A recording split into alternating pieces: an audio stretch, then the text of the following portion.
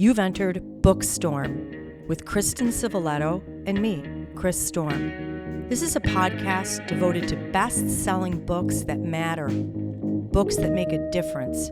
We're diving down deep with beloved authors about their stories. We're exposing hot-button topics and heartfelt themes, the issues that affect each of us in our own lives, as siblings, parents, partners, friends, as human beings.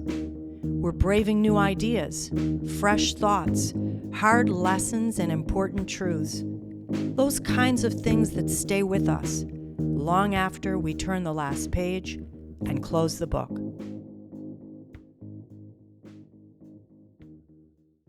Welcome back to BOOKSTORM, listeners from 36 countries. I don't even know what we're up to yet. We're grateful for all of your listenership. We listen to when you write in and ask for authors. We are very excited to tell you that, yes, we have the incredible Katy Hays with us today.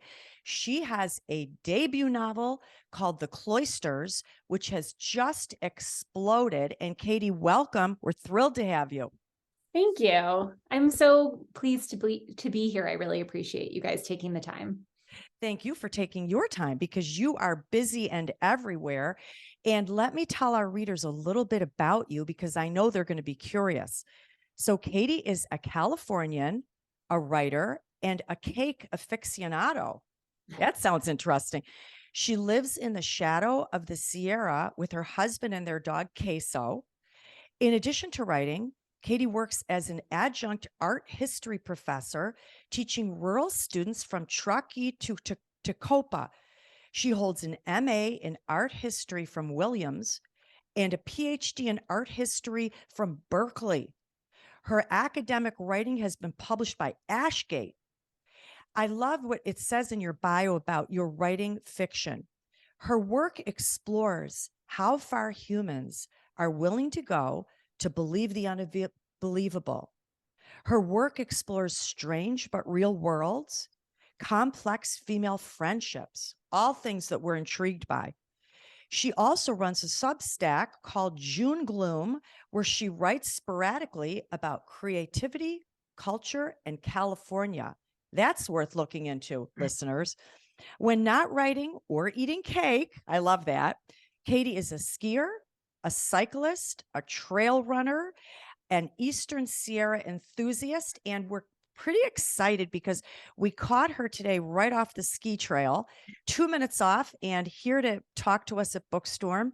And her book, The Cloisters, that we're here to talk to her about today, was an instant New York Times bestseller, Read with Jenna pick, and Barnes and Noble Book Club pick. Wow. Katy, welcome. So happy to have you. Thank you so much for having me. Well, Katy, we like to give our listeners a little bit of a summary of the book. So if you'll allow me, I just want to talk without giving away any spoilers about what the book is about. And I would love for you to jump in or add anything at the end if you'd like to. Well, listeners, this story is about Anne Stillwell. She is a college student in a small town. She's experienced some trauma. She's ready to go somewhere else and start her career and her life in continued education. She's been selected to work as a summer intern at the Metropolitan Museum of Art in New York City. And when she gets there, there's not a spot for her. She instead finds herself assigned to the Cloisters, a Gothic museum and garden renowned for its medieval art collection. Some of you may have been there before. There she encounters another student researcher and the director who are mounting an exhibit on the history of divination. Anne is just thrilled to be there. She listens, participates, and dives right in on the research. And she starts to learn more about their theories on telling the future. And pretty soon she's drawn in. She discovers a key part of a hidden 15th century deck of cards that might hold the key to predicting the future. But then things turn deadly, and she finds herself in a race for answers, even as the line between reality and non-reality become a little bit blurred. Do you want to add anything, Katy, to our little summary there? No, I think that's an excellent summary. All right, wonderful. Well, if everyone's ready to brave the storm, we'll jump in. Chris, kick We're us off. ready. There's so many very deep topics within this novel that had Kristen and I talking for so long. We could have thought of 20 questions, but we had to limit it. I love the title of the book. We live in New York State. I've been to the Cloisters a couple of times. I love the Met, but I couldn't help but wonder as the reader if the title Cloister held maybe some more meaning than just the location of the museum. In your book, the cloisters were described as square medieval garden surrounded by walkways. The characters showed us that there was a whole life within this sequestered cloister, but also outside in their interaction between the two. I loved how the character Anne once referred to the interior of the cloister as having kept everything else out, but we had crumbled like the building falling into the sea. Yet another time, Anne spoke of the cloister's exterior as warm and buzzy, but soon the leaves would turn colors and the air less forgiving. It gave you an air of mystery and curiosity about both what was inside and outside. I wondered if you could shed a little light as the author. What was your intention upon choosing the title of this book? Maybe hidden and obvious. Yeah, the funny thing is, as a writer, I'm actually really obsessed with book titles. And I, in particular, really like to make sure that I have a title, sometimes even before I start a book, or usually by the end of the first draft. And the title for this book actually came very late for me. I had some working titles I didn't like. And ultimately, I went with the Cloisters for two reasons. And I think one, obviously, is that I wanted the novel to really have a sense of place, and I wanted readers to feel like they were being transported to the location and reading it. So titling it after its location felt really appropriate. But I also really am interested in the idea of Anne's experience in New York as being cloistered, that she is in this really kind of constrained environment with a small group of people in a in many ways, in an isolated location in one of the biggest cities in the world. And so I think there is that sort of double meaning in the title, where it's not just the location, which is incredibly important to the book itself and to the narrative, but it's also this sense of being cloistered as a verb, and this idea that you are isolated with a group of people. I mean, even when she's sort of out in the world of the city of New York, and even when she's out sort of in upstate New York, she's still really kind of cloistered with this group and with these friends she's making. And so I really liked that duality in the title. Yeah. I love that. And you have been to the cloisters yourself, I believe that I read. And when you visited it, did you feel an air? It's very medieval. It's very Gothic. I loved walking through the little walkways and the wrought iron and the tapestries. And it does give you a sense of mystery, maybe even a little foreboding. Is that one of the reasons you chose that location? The location, I think, came just immediately to me as a place that I felt like fiction hadn't sufficiently explored, and that feels so unusual and so Gothic in a city like New York, and also so isolated. And I had visited the cloisters before. And for me, I have to say, as a reader, I grew up in kind of a rural town. And when I was younger, I read books as the best, cheapest, and easiest way to travel. And so I always, in a book, look at the location and the setting and ask myself, is this a place I want to spend 4, 5, 6 hours, however long it's going to take me to read this book? And so as a writer, I'm really interested in the idea of place and the role that place plays in novels. And so the cloisters for me just felt like this incredible environment. It felt like a museum novel that really hadn't been written yet, because the museum is so unlike, I suppose, the Musée Cluny in Paris is very similar to the Cloisters Museum. But outside of the Cluny, there aren't that many museums that have this kind of really uncanny relationship of Gothic and stony and dark in this kind of skyscraper, bright, dramatic, dynamic city. Mm-hmm. So true. Loved it. Yeah, absolutely. People during the Renaissance period were obviously enthralled with science. I mean, we saw these incredible advances in astronomy and anatomy, medicine, mathematics, geography, but they also seem to have a preoccupation with divination or using a variety of practices to either foretell the future or seek some guidance in making decisions. And your novel highlights a few of the more eye opening practices, like interpreting the flight patterns of birds, or looking at the entrails of animals, or casting lots made of bones. And I was wondering, why were people during this period of time really focused on this idea of divination? There were a lot of rapid changes. Could that apocalyptic feel be something that was fueling that? And I was wondering if you could comment on that a little bit. Yeah, I think that's actually such a rich question. And I think that there are so many Renaissance scholars who have devoted space to that. And I'll give kind of more of a top line summary than what a lot of them would be able to offer. And I think, one of the things that happens during the Renaissance is, of course, you do have these advancements like you're talking about in the scientific realm, in the artistic realms. And I think to a certain extent that's because this renewed interest in antiquity and in sort of ancient Rome and ancient Greece arrives in Italy during this time period. And the thing is, I think, Renaissance Italians are trying to take that sort of classical past a step further in their scientific thinking, but they're still very preoccupied with the kind of myths and beliefs and practices of ancient Rome. And they contort themselves in these incredible, beautiful rhetorical ways to be able to fit all of that into their Christian worldview too. Because of course, the Renaissance, unlike ancient Rome, is deeply Catholic in Italy. And so they are working under the kind of auspice and the aegis of Christ and the Bible. And so they have this really incredible ability to make a lot of these ancient practices fit into the contemporary Christian narrative that they're working with during the Renaissance. But I really think that fascination with divination comes kind of from the top in Renaissance Italy, and it comes from aristocrats who are themselves, these kind of gentlemen scholars reading about ancient Rome and ancient Greece. And they sort of hit upon this as an interesting practice from the ancient period. And they find themselves doing things like hiring astrologers and, kind of telling their own futures off their birth charts. And I think it's really that kind of aristocrat scholar that brings a lot of that divination from the sort of ancient Rome and ancient Greek past into the present for the Renaissance.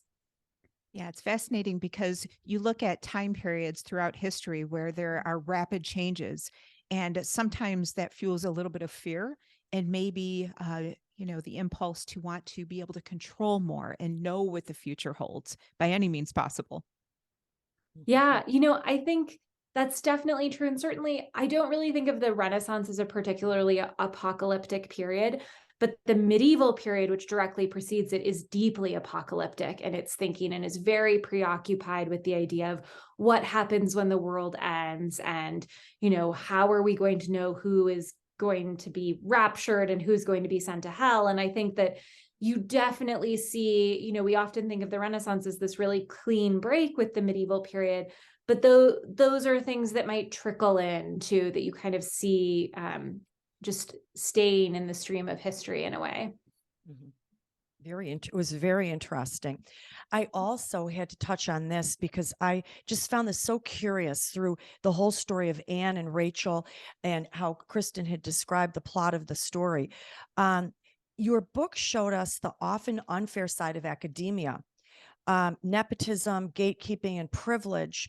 It translates not just to New York City in the art world, but all sorts of industries across the country. I have two college kids. They graduated, they looked for jobs.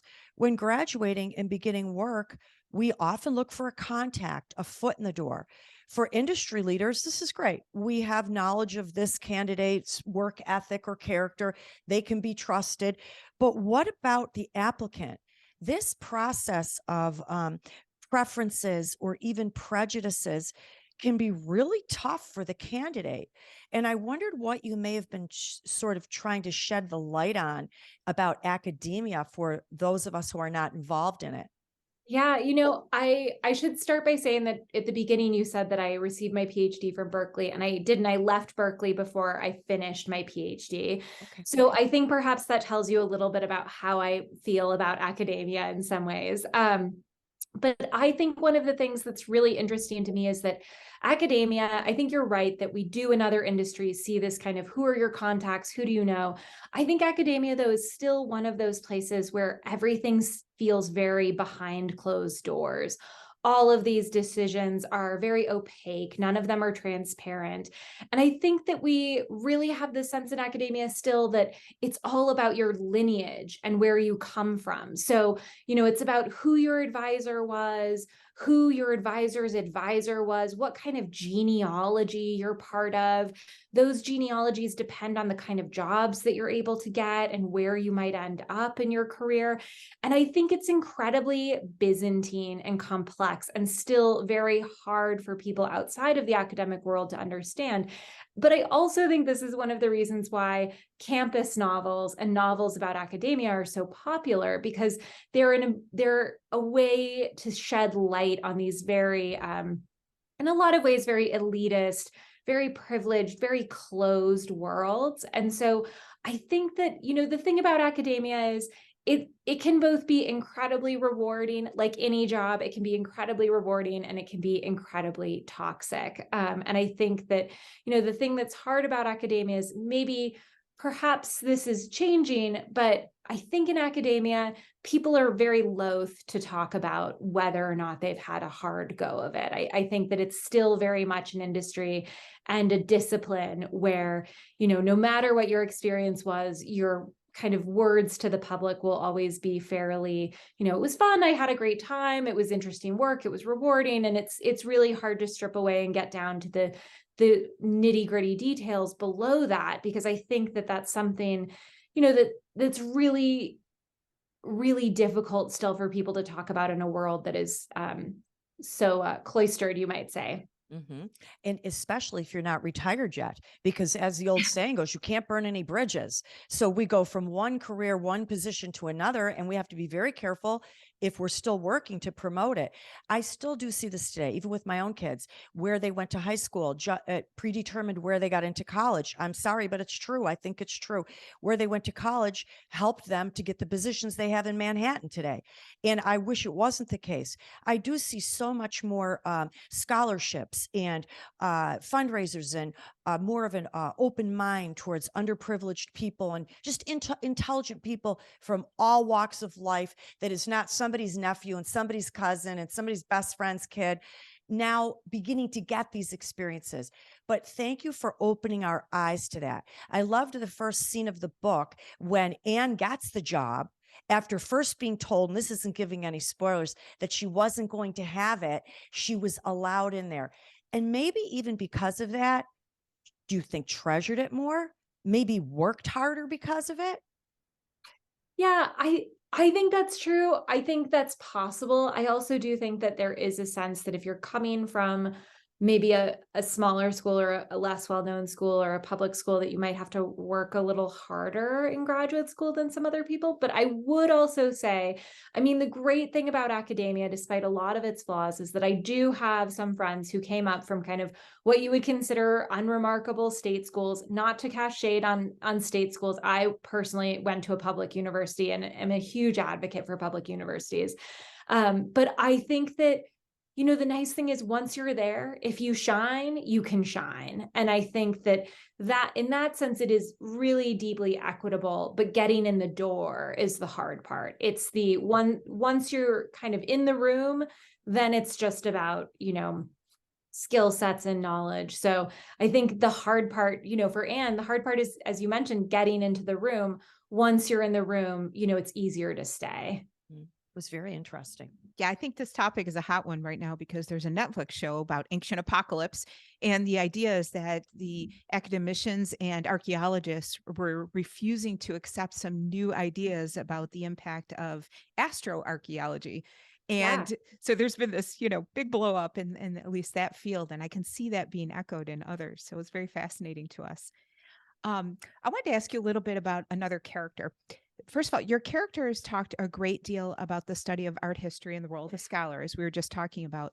But there was one character, Aruna in particular, that highlights the real task of the scholar is to reanimate something that has been dead for centuries. And I also saw her as a very interesting oracle herself. But she offered warnings not based on divination. She looked at history with people, some of the things she observed, and then she issued warnings. So I thought she was an interesting counterpoint to some of the other characters and themes. And I wanted to ask you, you know, is Aruna an example of why we study history so that, we don't repeat mistakes? We know we have guidance for decision making. We know who and what to avoid. I was wondering if you could comment on that. Yeah, it's funny. I actually think my favorite quote, one of my favorite quotes is a quote by Karl Marx at the beginning of his very brief book, The 18th of Brumaire. And he wrote at the beginning, history repeats itself twice. The first time as tragedy and the second time as farce. And so I do think there's this sense that when history repeats itself, you are saving yourself from a tragedy. But I do feel like when it starts to repeat more than once, it's actually, it can become very almost comical, tragicomic, I guess, in some ways. But I think the interesting thing for me about Aruna is I love her so much as a character because she sits kind of outside of these locations where Anne and Patrick and Rachel are working, but is still deeply embedded in this world. And so she has this ability to kind of always be looking at what's going on from the outside. And I think one of the things I wanted to draw out in the novel was the way in which Anne and Rachel and Patrick and even Leo are really absorbed by and influenced by the environment and the atmosphere they're occupying. And Aruna is almost better positioned to be Oracle-like and have that kind of vision and clarity because she's actually not engaged. She's watching from the outside. She's up at the Beinecke at Yale. She's not in New York with them. And so her ability to kind of move in and out of that world actually allows her to have more clarity than the people in the world have. And I think for me, that's something that I was really interested in exploring in the book. I'm really interested in the question of what are we capable of believing? And so for me, a big part of answering that question is environment. Like if you tell a ghost story during the daytime, it's nowhere near as harrowing as it is at night around a campfire with like noises in the woods around you. And so in the Cloisters, I really wanted to build this environment that would make it possible for these characters to begin to believe that they had stumbled across a deck of tarot cards that might tell the future. And because Aruna isn't in that environment, she isn't in that atmosphere, she's so much better able to resist the fever that is possessing everyone around her. Yeah, I thought she was such a great counterpoint to the opposite of the cloister. She wasn't in that cloister, but it also I think served the theme of allowing your reader to consider all aspects of what was laid before them. And so I thought she was a really good character to present some of those perspectives. And not to say that it's not exciting and very an excellent plot. All of that is great, but you do present things for people to consider and think about from these different perspectives. And that was one of the reasons why I thought that character was really interesting. Yeah, thank you. Yes, I love the path of all the characters and the growth of the character Anne and everything that she went through, almost her gaining of wisdom during this and opening yourself up to things, but then still staying wise. I loved all of the characters in this. Did you relate to any one character in your own life more than the others? I think it's funny. It's interesting to me to be an ex-academic. I mean, obviously I still teach students today, but I don't kind of write and research the way I did when I was in graduate school. And I think it's sort of funny to have your first novel be a novel about art history when you're an art historian. And there's this kind of, I think, tacit assumption in some cases that some of it's autobiographical or that I've experienced things like this. And the reality is for me, I sort of wish my academic experience had been this dramatic. It definitely is not. But I think for me, the one thing I can really relate to is And when she goes from Walla Walla to New York, I wanted there to be these kinds of passages in the novel about how alien it can feel when you are a native West Coaster to move to the East Coast. Because for me, when I left undergrad in California, I went to Williams for my master's thinking I wanted to stay on the East Coast for graduate school for my PhD. And I have to tell you, I don't know how East Coasters do it. I'm married to an upstate New Yorker. The weather is just absolutely impossible. And so I wanted, as someone who, grew up on the West Coast, I know the kind of alienation I felt kind of living in an East Coast landscape. And I really wanted that to come through because I do think there is this sense that, whether you're in Manhattan or upstate New York, the city, Manhattan, is nothing like San Francisco or Los Angeles or Seattle. It's dramatically different in every way. The landscape is dramatically different. The summers are hotter, they're more humid. The air just feels different. And I think sometimes we as a nation kind of understate the differences between our geographic regions. And to me, I felt so viscerally when I moved to the East Coast, how different it was than the world I was used to, that it just made me feel sort of always outside of myself in a strange way. And so I think that's what I related to most in the character of Anne, is actually this kind of, not so much the fish out of water, but the, kind of Californian or West Coaster ending up on the East Coast is, I still find it challenging when I travel to see my in-laws in upstate New York. I'm just like, it's so humid here. How do you do it? Well, we're in New York. We're talking to you from New York, and we're New Yorkers. We do love New York. I love Manhattan. So happy my kids ended up there, but thank you for sharing that. So a little bit, I have to wonder, do you think each character in the story was a cloister to themselves? Oh, that's really fascinating. And I think certainly yes, because they're all on some level following their own obsessions. And I do think that's the one thing that academia really teaches you, is to honor your obsession, no matter how deeply niche it is. I have friends who have spent, 15 years studying like a 2-year period in the history of art, and that is just all they do. And I think in that sense, as academics, we're all a little bit cloistered in our own worlds, which is why, university departments are so important, because it helps you kind of talk to somebody who might work, in areas surrounding you. But yeah, I do think that is true. They are kind of all their own little cloisters. Well, this book, The Cloisters, Katy, I just have to say congratulations. It's quite an accomplishment to have a debut novel hit the New York Times bestseller list, be recommended by so many wonderful book clubs, book lovers, book enthusiasts, book experts. And we say congratulations to you. And thank you so much for coming on.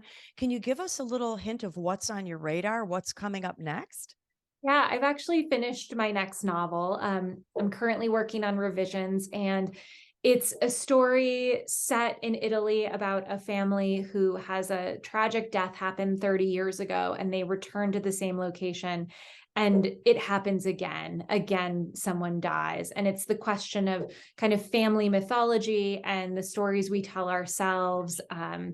And there may or may not be like a cursed necklace involved. So I'm kind of working through that right now. And it's been a joy to write. And I do have to say, I feel so lucky. I know that my path is not the path most debut novelists experience. And so I feel really honored that readers have connected with the book and that it's ended up getting so much support. And I think a huge part of that too is a credit to my publication team at Atria. Everyone there has just been absolutely incredible. Well, your writing is very beautiful for a debut novel. Your characters are deep, and we just love talking with you today. I want to tell our listeners, if you want to connect with Katy Hays, you can find her on her website.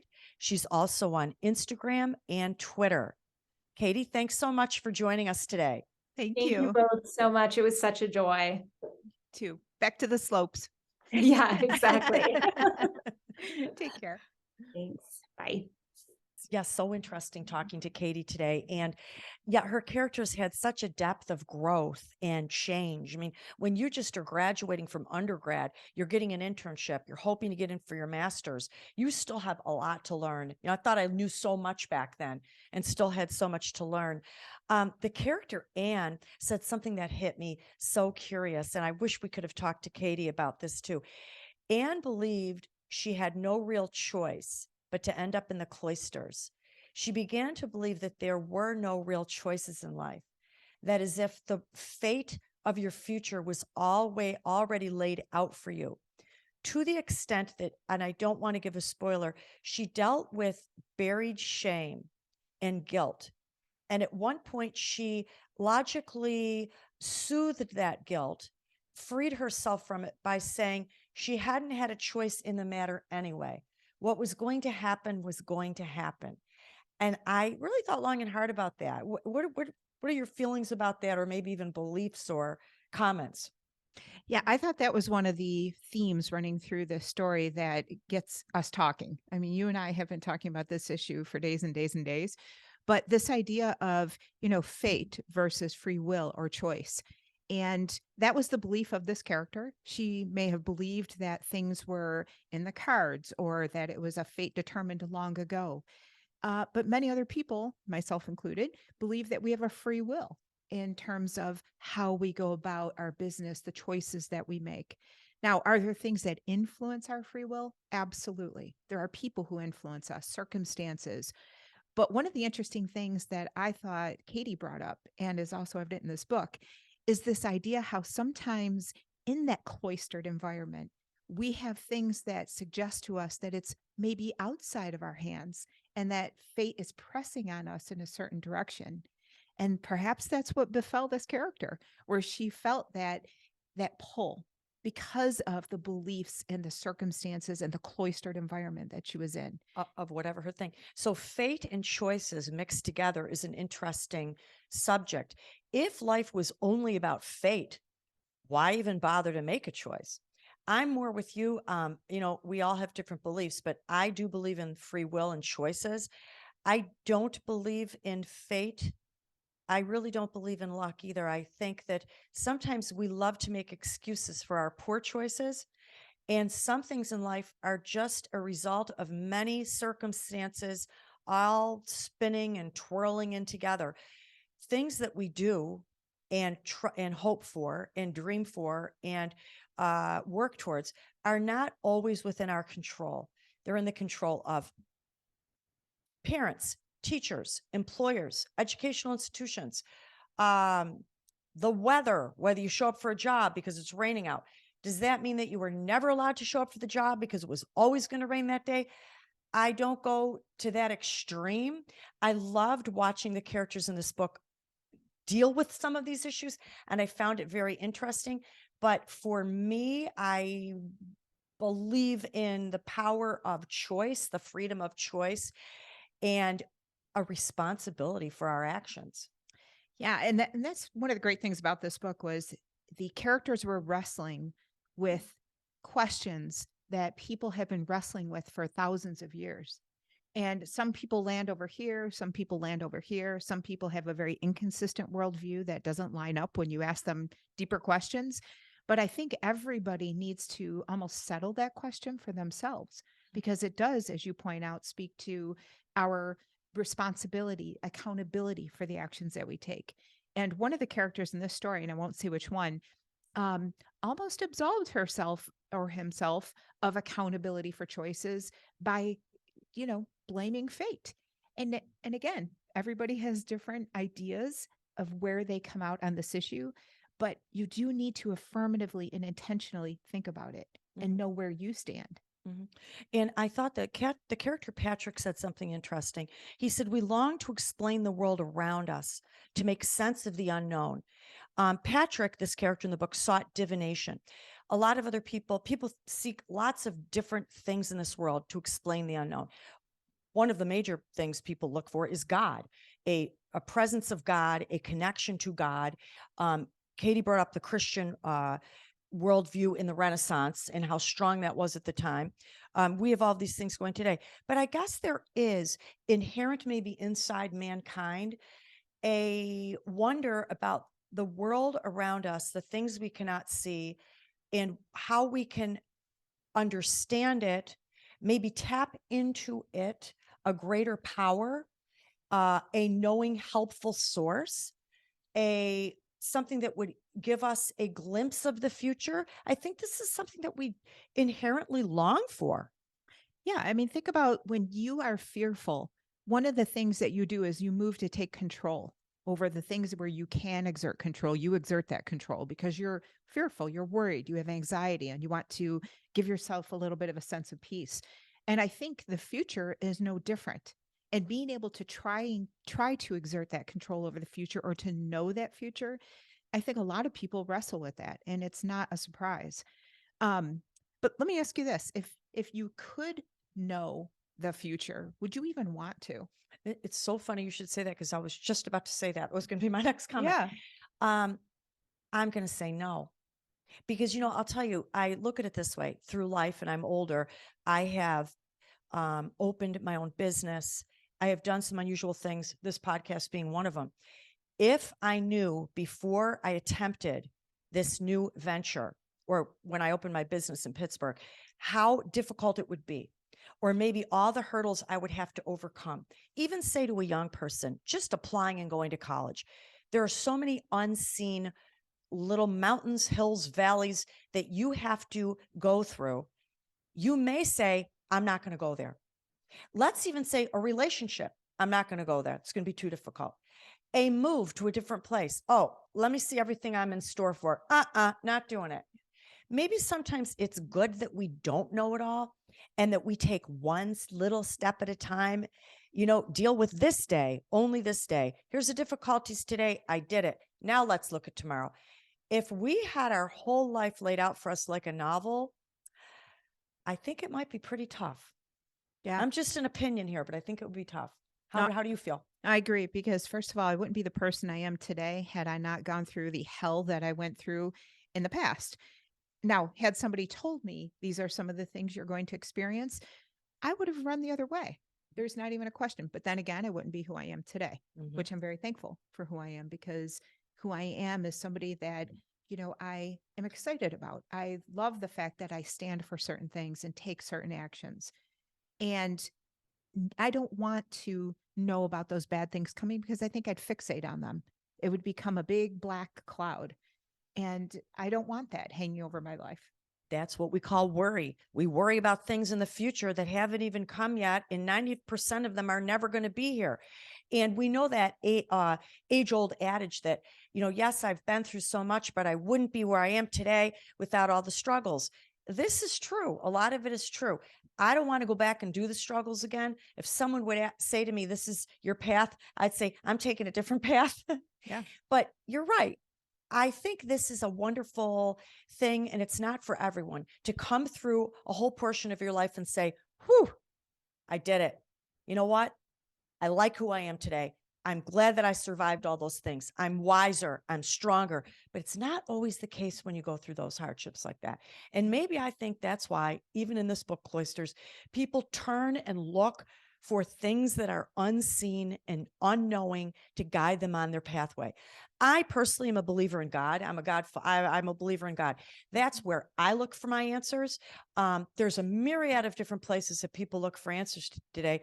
Katy brought up a whole bunch of very intriguing areas in this book, The Cloisters, but it led the reader to consider a lot of different things, and it's very thought-provoking. Very. Yeah, I agree. Absolutely. So listeners, thank you for joining us. Going to give you know what, you know who, you know what, the Mr. Mark Carey, the man of the hour. Let me tell you, the brains beyond what we do here. And ladies, if you're watching on YouTube, you may want to check it out. I think he might still be single. Oh. I don't know. Thank you, Mark. Hope you guys enjoyed today's show. We'll see you again next week. We appreciate what you do, Mark, so much. You are really the producer, not just the sound engineer. I want to give you a couple storm predictions to pique your interest. We have Pam Jenoff, codename Sapphire. CJ Box, Stormwatch, Mary Kubica, Just the Nicest Couple, and B.A. Paris, The Prisoner. In the meantime, listeners, stay on the radar with Bookstorm by visiting our website at bookstormpodcast.com. You can visit us on Facebook, on Instagram, Twitter, on TikTok. And if you'd like to see us in person or one of our amazing authors, just look us up on YouTube, search for Bookstorm and Podcast, and we should come right up. And until next time, one of the best ways to brave the storm is to dive down deep in life-changing fiction.